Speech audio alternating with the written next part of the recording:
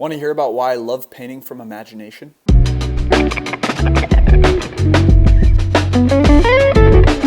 I've experimented with a lot of different kinds of painting in my life, including painting from reference and painting from imagination, and also doing a combination of both. But for the past year or so, I've been painting almost exclusively from imagination, and I'm totally obsessed with it. It has really changed the way that I approach painting. It is really fulfilling and exciting, and it's also helped me develop my own style in a much quicker and more comprehensive way. So I would love to just walk through what that process has been like, because it did take me a long time to feel comfortable being able to paint from imagination. From the moment that I started drawing and painting, I had a really strong desire to paint things from imagination. Since I was a kid, I've always been kind of lost in my own world. I've always had a very overactive imagination. And so I think there was just some kind of innate part of my personality that wanted to be able to take these worlds that I had in my head for most of my life and bring them into reality through painting. That idea seemed really exciting, especially when I really started practicing painting and getting more invested into it. But when I was first starting out, I had basically no technical capability.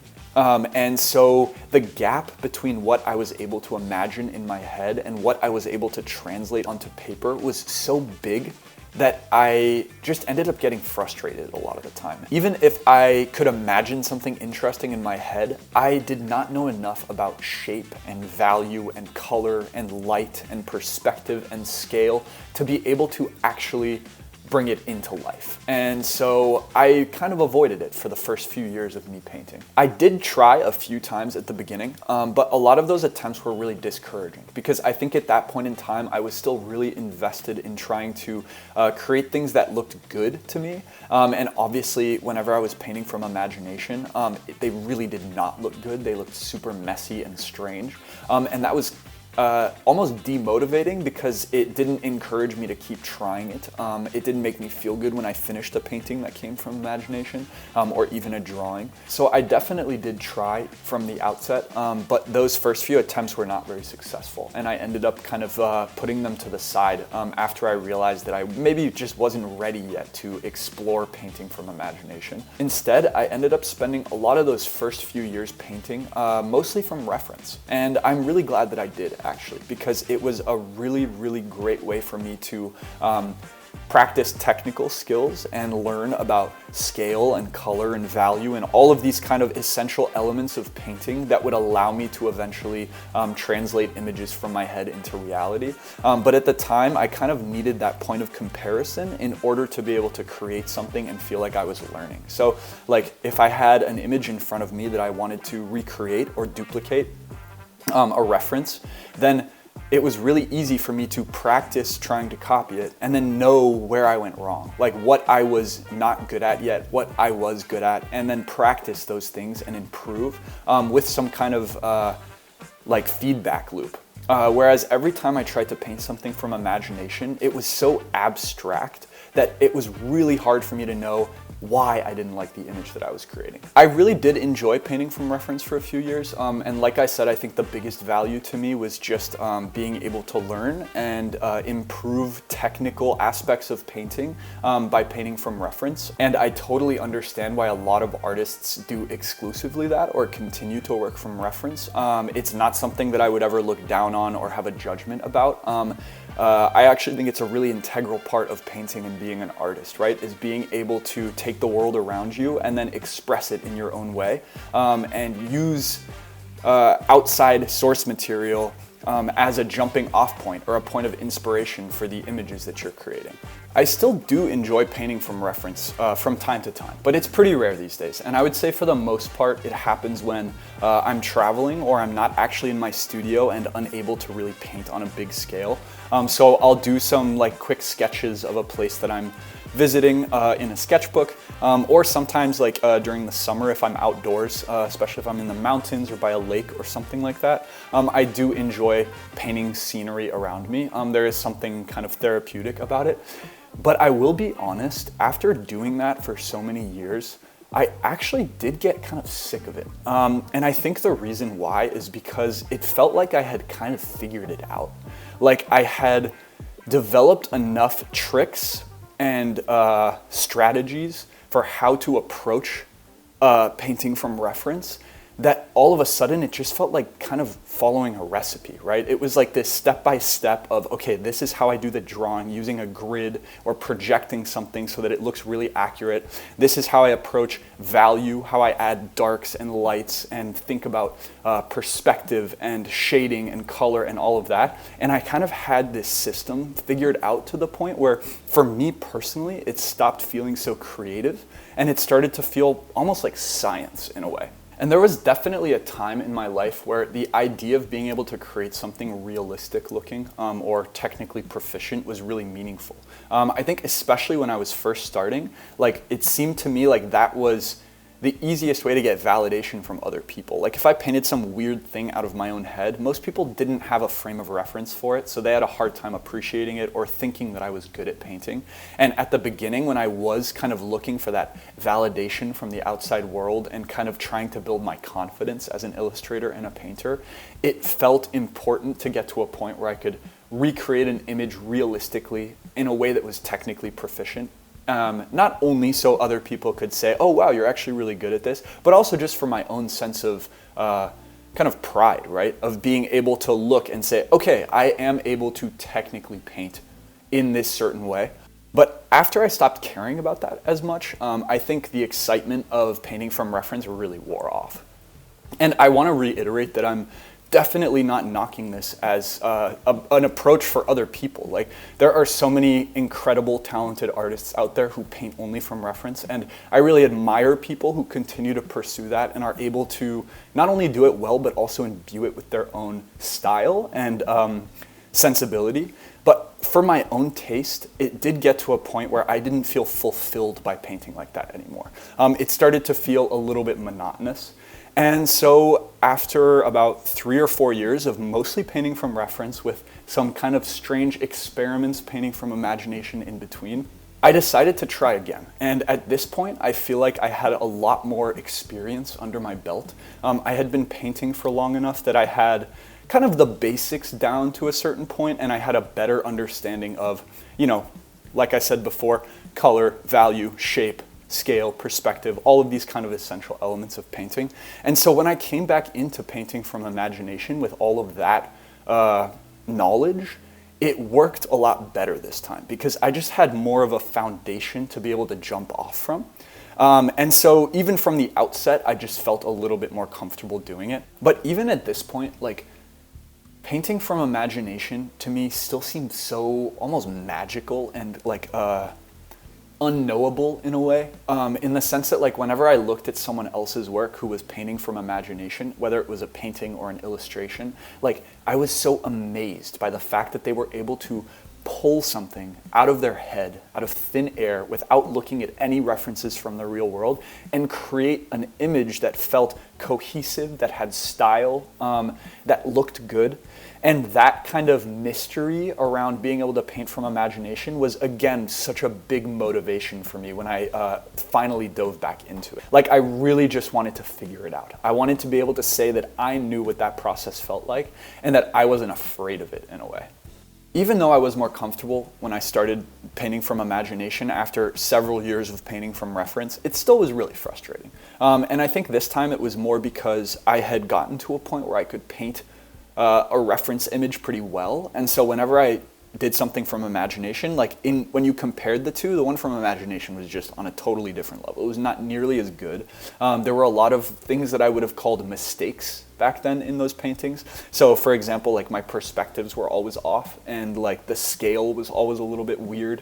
I also just had no sense of how to approach lighting without having like a reference image to look at. So where does a highlight go here? Where would a shadow fall? All of that. And those are kind of elements that I got really used to using when I painted from reference because they added a lot of depth to the things I was creating. And so when I'm now back painting from imagination and I'm unable to really use those tools that I've been relying on, it did feel really frustrating. I think the turning point came when I kind of realized that the whole point of painting from imagination was that it wasn't supposed to look realistic. Like, that was the idea, right? I wasn't doing this because I wanted to create hyper-realistic images of I don't know, imaginary worlds in my head.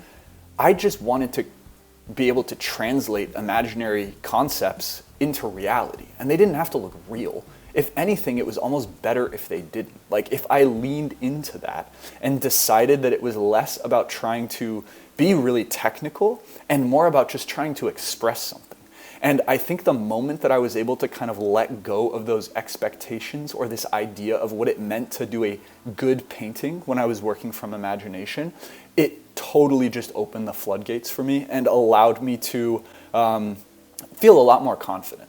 And another thing I realized that really helped me keep pursuing this and not get discouraged was that when I was looking at these new paintings that I was doing from imagination, they were strange, they were weird, they didn't really look like anything else I'd seen from other people, but they felt like something that was my own. And that's kind of a weird thing to come to terms with, because like, for me, when I started painting things that looked strange and I didn't really have a frame of a reference to compare them to, like I couldn't look at the source image and go, okay, yeah, this is like what I wanted it to look like versus how it turned out, because all of this was just coming from my head.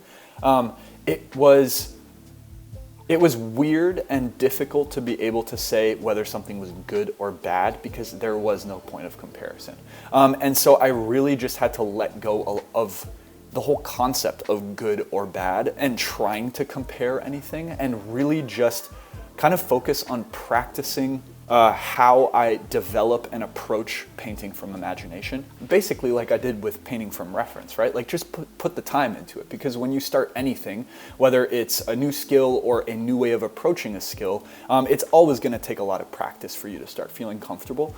So I think I realized that I just needed to keep practicing it and really let go of all of these evaluative statements and allow myself to develop this new form of expression.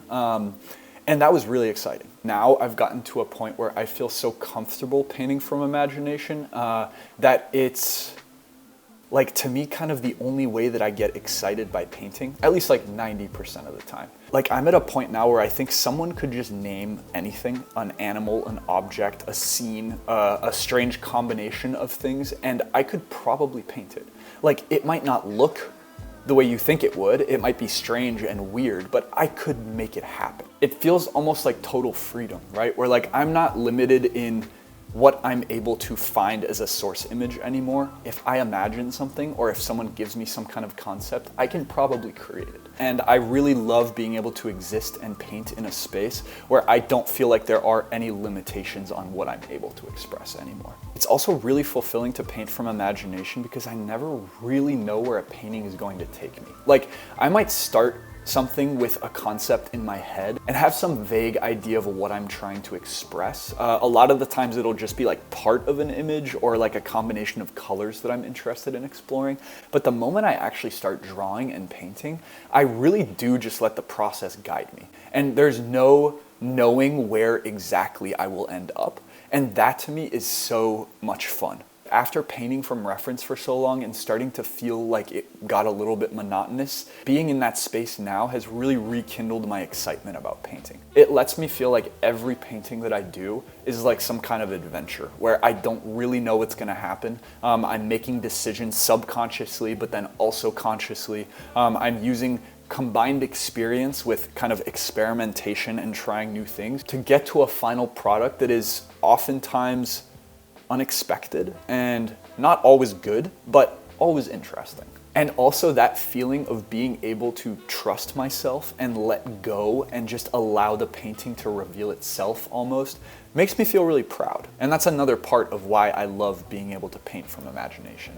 The biggest reason I love painting from imagination though, and also the reason why I'm such an advocate of it, is because it was, I would say, single-handedly the thing that allowed me to move away from making paintings that felt derivative or felt like they were copies of something else that you'd already seen before, and finally develop a style of painting that really felt like my own. And that was something that, for me personally, was always a goal and something that I wanted to achieve. And painting from imagination was kind of the path that got me there. The reason that's true is because when I'm painting from imagination, I have to lean into things that people might call mistakes, right? So like the badness of my own kind of natural style of drawing and painting. So bad perspective and like wonky lines and whatever else comes with like me not looking at a reference image and kind of just going with the flow. All of those things that you might see as like bad, to me are actually amazing because they are the blueprint of a form of expression that no one else is going to come up with organically. It's like the culmination of all of these weird parts of how I see the world and how I want to express it in a way that isn't concerned with being realistic or technical, but more concerned with just being expressive and creative. And all of those things coming together and then, using time and practice to develop them and make them more fleshed out and add more depth to them. That has really been the reason why I feel like I'm able to create paintings that have a unique style. And to me, that's probably the biggest takeaway, is that like my own wonkiness and quote unquote badness is what makes my paintings mine. And for me, that's really valuable. That's something that I've always kind of wanted to achieve. And so painting from imagination has really allowed me to get there. And if it's something that other people are kind of interested in getting to, I know I talk to a lot of people who, even people who are really proficient technical painters who say that they have trouble finding a style for themselves. And I really do think that's something that's helped me enormously, is like leaning into your mistakes and allowing those things that you would see as being maybe not as technically proficient as you want them to be, see them as successes as opposed to failures, and allow yourself to use those things to define the way that you paint as opposed to running away from them. I don't know that I ever would have discovered that if I hadn't ditched the references and kind of tried to paint from imagination and allowed myself to fail a lot in doing that at the beginning. And I have to say, now that I'm doing it exclusively, I feel so comfortable with it. Now it's like every painting is a chance for me to dip into this endless pool of weird, strange ideas that have been swimming around my head for most of my life, honestly, and finally express them and bring them into reality. And also do that in a way that feels like my own.